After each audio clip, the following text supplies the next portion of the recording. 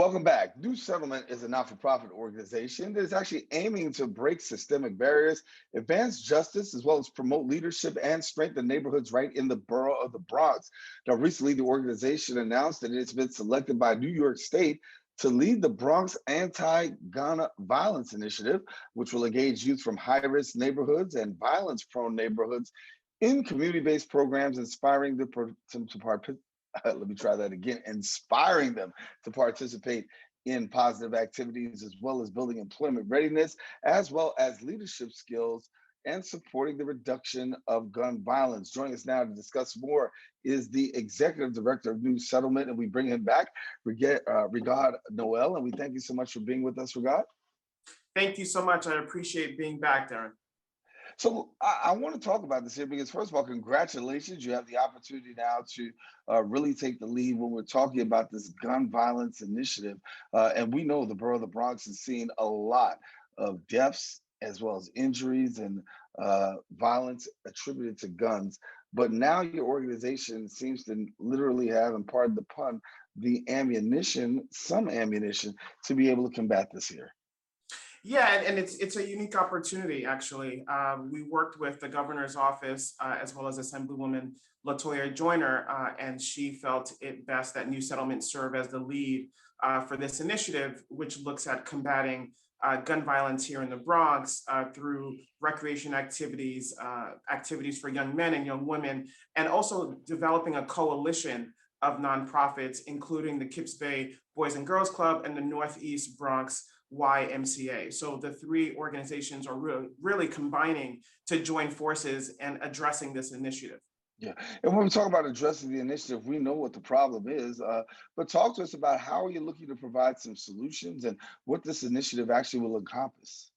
Sure. So the initiative really is really aimed at engaging young men and young women in innovative programming where it gets them off the street, provides them quality instruction in different areas, and really gives them a safe space. And that's such a critical component to the program. So we are actually establishing a program for young men. It's a new initiative for the organization, and we're going to look at engaging 100 young men, infusing life skills, reviewing resumes, providing college readiness services, as well as workforce development, and giving them access to the community center where they can engage in dance, swimming, as well as gardening. And we also want to provide that one-on-one counseling and advisement for those young men.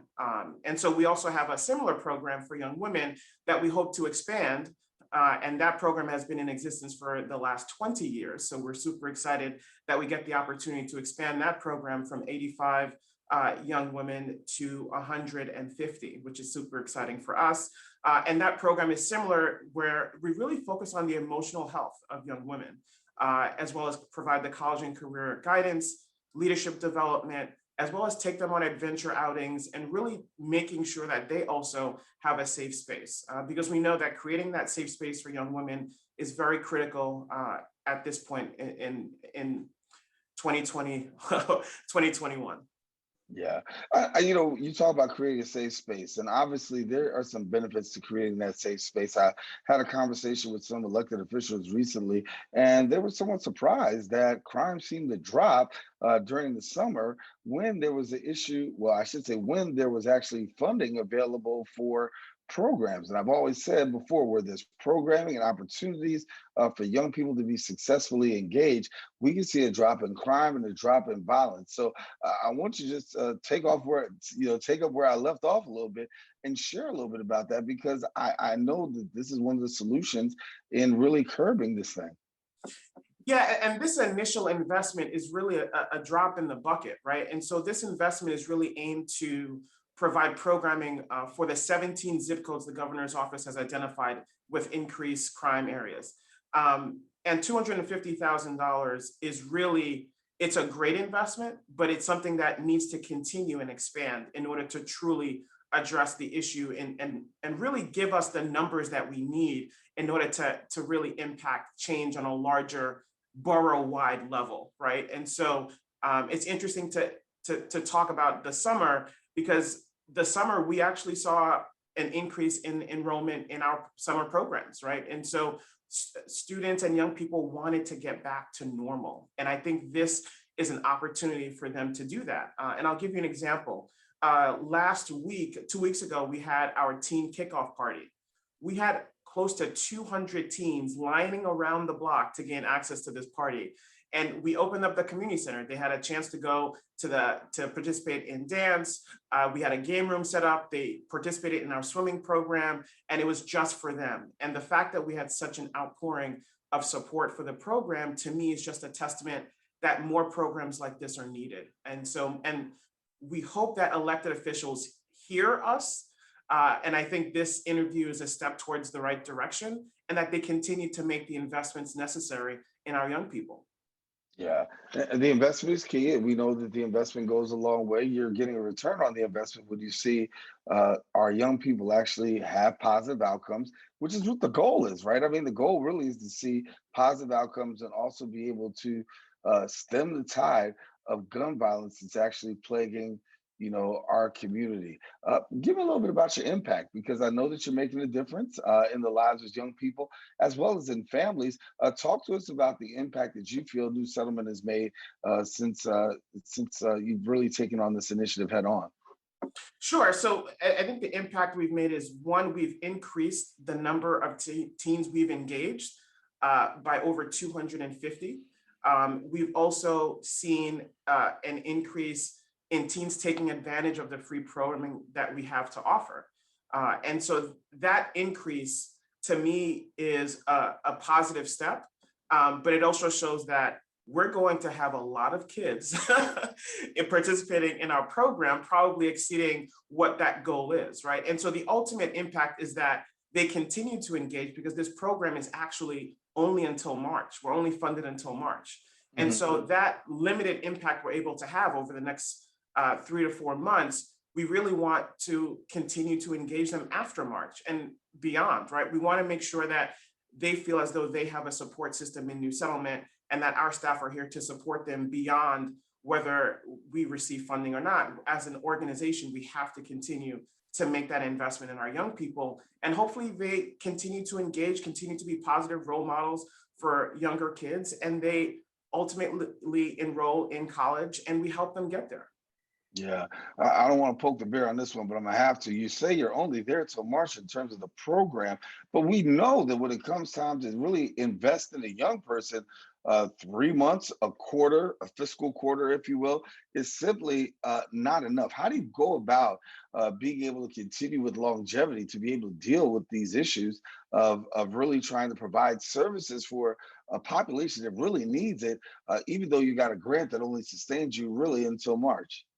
And so that's something that, as an organization, we'll continue to invest in. As an organization, we'll put up the money. That's the investment that we need to make as a CBO in supporting our local community and our local residents, because this is an important issue. Over the last year, the Bronx has made 1,000 gun arrests, up 22% from last year.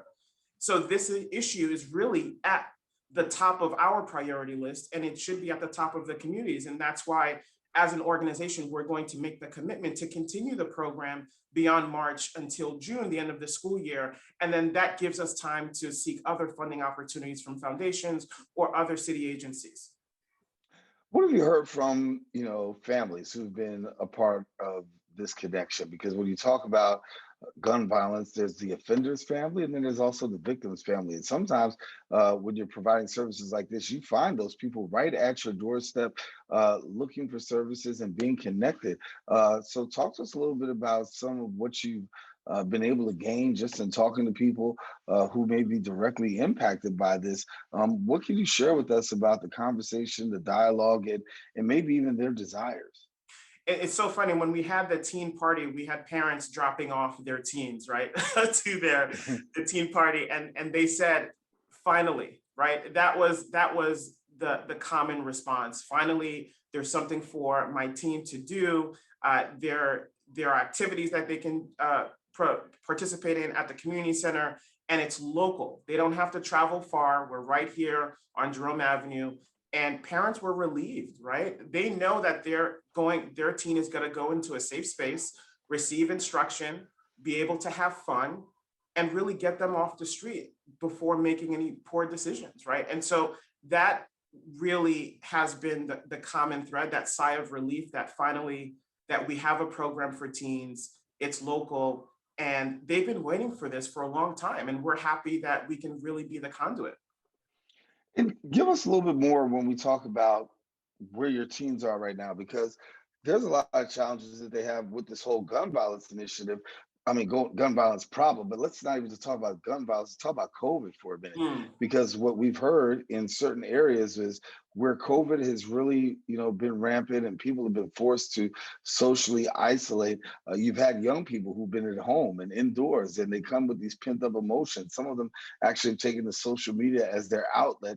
And when the doors open and people have actually back out, you have this violence, you have this aggression, you have these things that are occurring.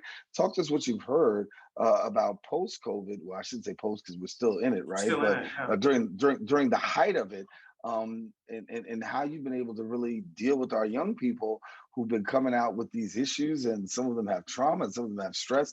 How have you been able to really corner that? Well, it's interesting because during that team party, there were a couple of parents that said we wanted to get Johnny out the house because it's just too much, right? And so the fact that we're able to engage them in activities and distract them from what potentially they may experience at home. Um, and let's be real here. I actually feel sorry that young people have to go through this pandemic because they will remember this probably for the rest of their lives, right? The Right. fact that they have to wear a mask for 8 hours a day during school, that's a lot on a young person. And that's something that we have to take into, we really have to take a look at that because the impact of that alone, right? What that weighs on a young person, knowing that every day they're going to have to breathe into this mask for the entire day. And it's a lot. And I think the fact that we're able to provide these critical services where they can go swimming, they can participate in dance, they can do arts, that we really want to give them an outlet, right? We want them to express themselves creatively. We want to give them as many opportunities and expose them to new activities to really get their mind interested and distracted from the day to day, because it does weigh heavy on a young person. Um, but I will say that the ability for young people are resilient. And I think we often take that for granted.